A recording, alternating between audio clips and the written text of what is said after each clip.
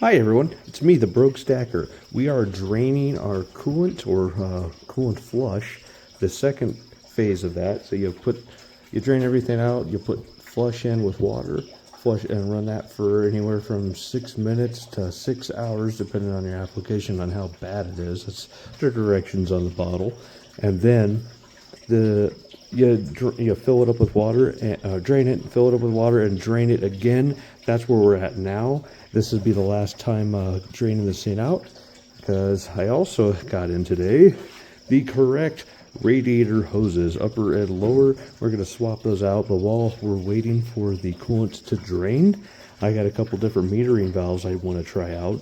Those are going to be swapped out right now. I'm going to pull this air cleaner off. Something else I slightly did today, a little modification.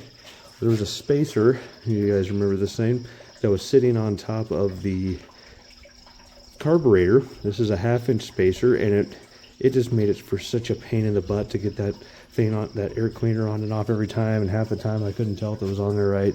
So I did some measurements, I tried it out. I have just barely enough room to fit a 1-inch spacer on there, but for a hood clearance becomes an issue. So I went ahead and put the 1-inch spacer on there, made it way easier. Now I'll easily be able to get my oil breather up underneath there as well. I haven't done that yet, but it's okay.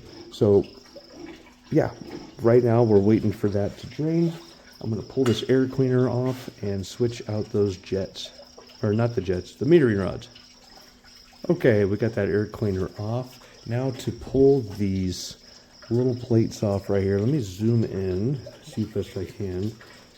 I'll show you right now for where the metering rods are on this carburetor for your Edelbrock series, the Carter AFB style.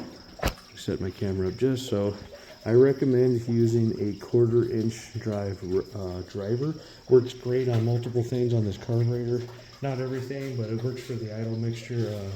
Not the idle mixture, but the idle speed, and it works for these metering valves. It works a lot. This would be a good thing to keep in the car if you're going to have a Edelbrock carburetor. So it's these things right here. That's where your jets are and your, excuse me, I just swallowed a bug. Yeah, sorry about that. We got a lot of bugs hanging around my light. It is a warm summer's night. All the bugs are starting to come out. So you don't have to take these two little hold down screws out at all. Don't over torque them either. They're probably on there a little too tight. Get them to where you just have to spin them sideways. And then you can pull these suckers out. Just like so. Change your springs, change your rods. We're going to go ahead and change these. I went from actually hang on, let me get my notes and I'll share my findings with you. And we're back. I got my findings here, so here, let me change the zoom in on this really quick. I got my notes I just made up right there, and well, as you can tell, there's a lot of information to try to remember for each individual part. So it's a good idea to write down what part is doing what when. Sorry about that. My stupid phone decided to try to do an update while I was mid-recording. That's lovely.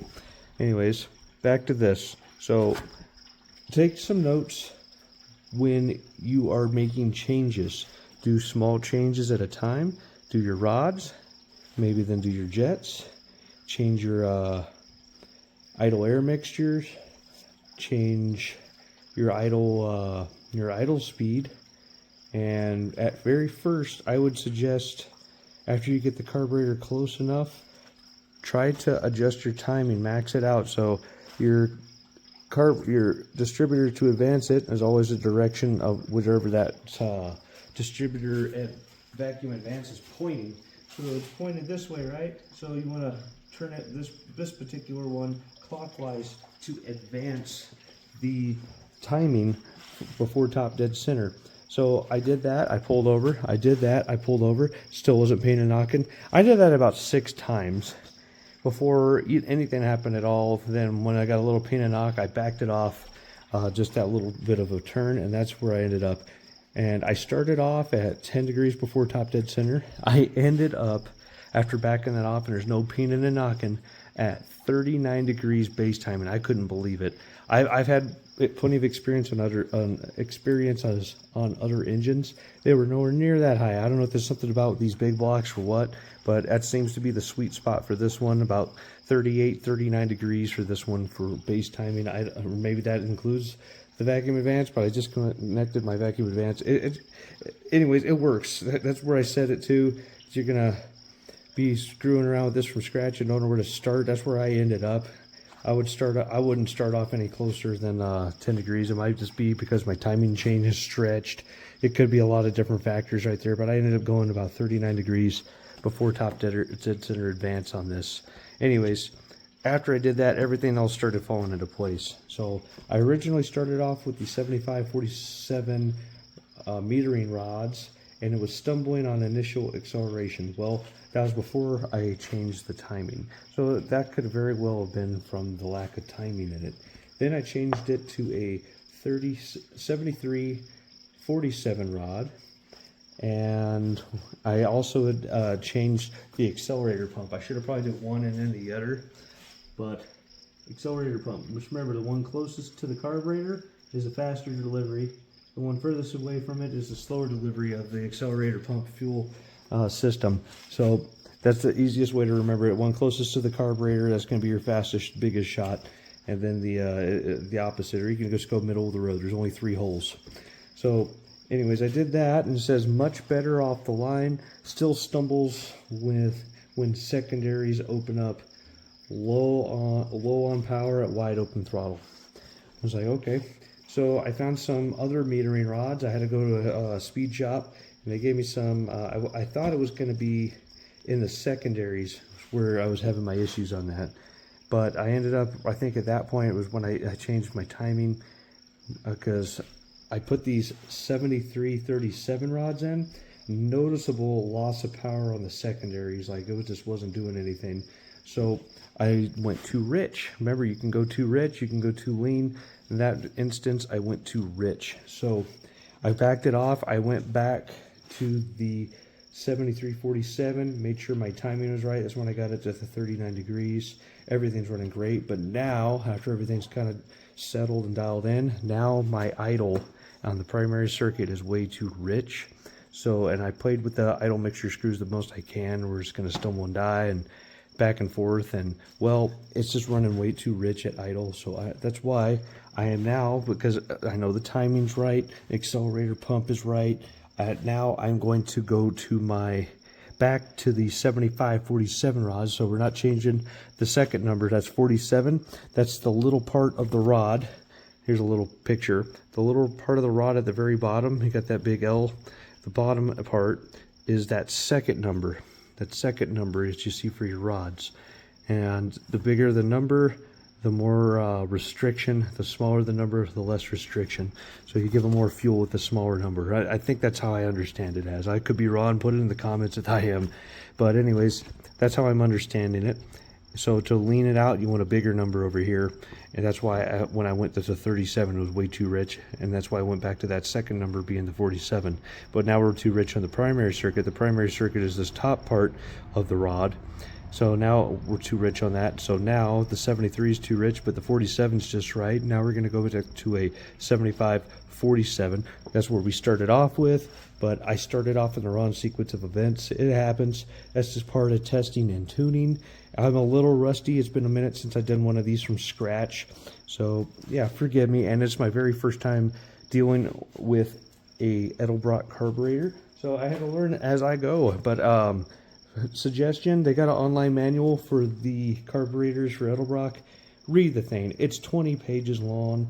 Go to the model number to see your flow chart for your rods and jets for your particular carburetor model number, and you'll learn a lot on there, guys. It's not that hard. I had to go back and read the thing to understand it, and I think I got a good handle on it now. I should have just did that from the get-go. Mine was used in a box of parts. I didn't have that manual. I had to download it online. Edelbrock's website has it. Knock yourself out. It's free. Sounds like our coolant's getting pretty close to being all the way empty. I'm going to hurry up, change these rods out really quick, and then put that back together. Then we'll go ahead and finish up the things with the coolant and the radiator hoses, and then we'll fire this thing up, take it around the block, and see how she drives. So this one coming out, the numbers are right there. This is a 7347. You can see that or not. It's kind of hard to see with the lighting and the camera not wanting to focus. There we go, 7347. Jeweler's loop comes in handy for these guys. So let's take that one off, put it to the side. These are both my 7547s. These ones had a little bit bigger of a number on them. See if I can get that in there. 7547. That's what we're going to put in this one. Ironically, this is the one I started with. We're going to see if this leans up our idle air mixture on the primary circuit enough to where we still have power and we're breathing right, because right now we are breathing rich.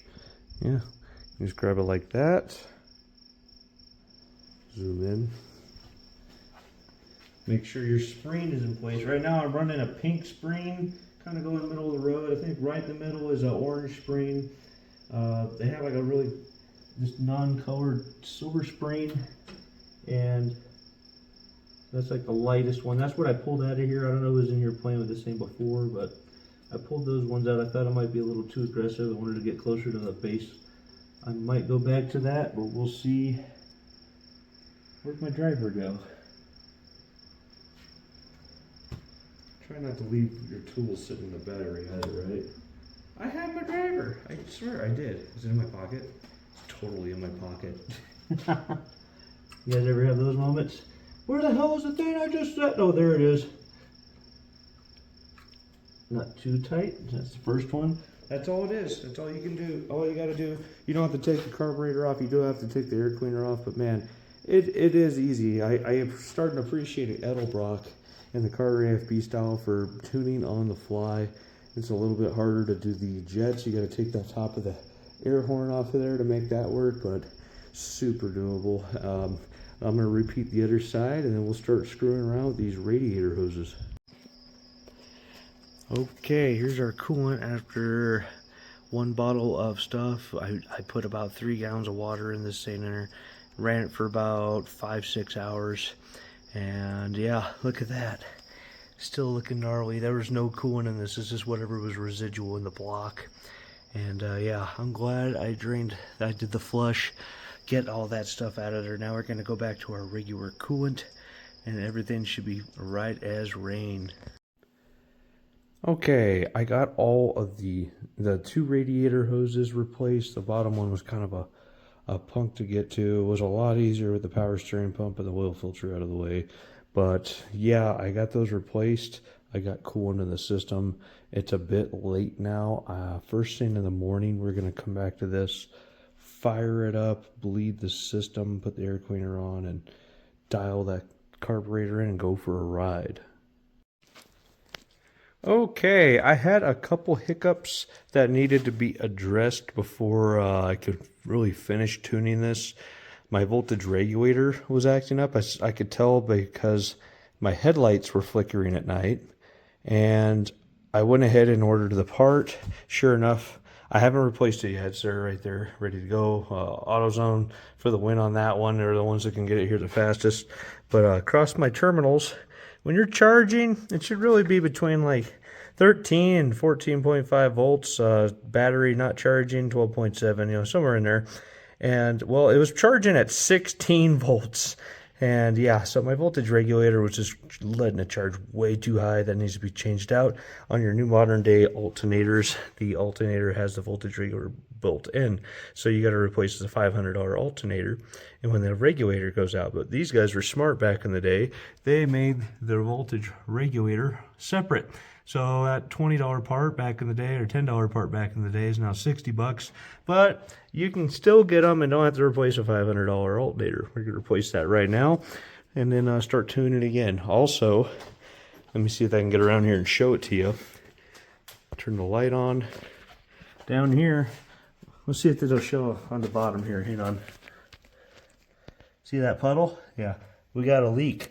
And I was thinking, oh man, I hope it's not the rear main seal. Then I get up here, See right here, there's a bunch of oil. I'm like, oh no, it's the Valley Pan seal with that little turquoise bar going across there. Then I got a mirror and a flashlight on it. That's bone dry.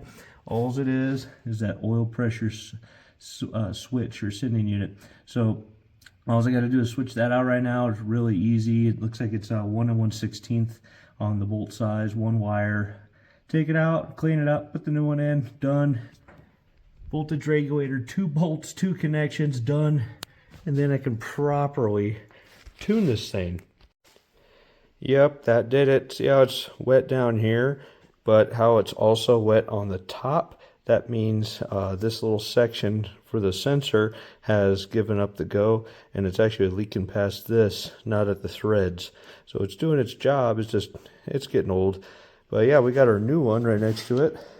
And I lied, these aren't 1 1/16. They're 26 millimeters, both of them, old and new. So I'm gonna get this swapped out, and yeah. Okay, I just fired her up. Got that new voltage regulator in place. Charging at 14, that's within acceptable limits. Kill that choke. Yeah, we're at 14 volts on the voltage regulator. That seems to be correct. Fired right up as soon as I put power to it. I think we got our fix, guys. We're ready to get the final tune going on. I think we got our timing right. I switched out the metering rods, played with the jets, and I just switched over to a lighter spree on those pistons for the metering rods. So we'll see if it's a little more responsive. If it's a little less, we'll go a little stiffer spree. Oh yeah, and I can't remember if I mentioned this earlier or not. You saw that? We had to switch out our master cylinder. I wasn't getting much for brakes, and the other one was pretty rotted out, pretty rusty. The stuff that came out of it, let me show you. This is what came through the lines. The stuff that came out of the reservoir is pretty bad, but that stuff wasn't looking pretty. The stuff that was in the reservoir for the master cylinder was even worse. So I just wanted to make sure that we're good on our brakes. I mean, you gotta have to stop, steer, and then go, am I right? Y'all know what Dodge stands for? Drips oil, drips grease everywhere. That was after only driving a little bit. That was bone dry the night before, not 1 drop of oil. So that was a pretty sizable leak out of the oil sending unit. This is from when I was doing all the work on the engine. I gotta clean all that up still. Come over here, yeah, you can see it was dripping pretty good even coming in the garage. Got a couple little drips, but that's probably just some residual. I'll keep an eye on it, but man, that kind of looks a lot better now. Okay, so what did we all do to the Plymouth Fury 3? We put some aluminum stealth heads on there from 440 source along with the aluminum intake. Got an Edelbrock 1406 600 CFM carburetor tuned very nicely.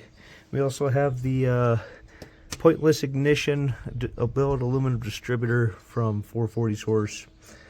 We replaced the cast iron master cylinder, also that. We removed all of the heavy, bulky, and in the way air conditioning parts, and now for a total weight loss of 140 pounds. I did the math, I weighed everything.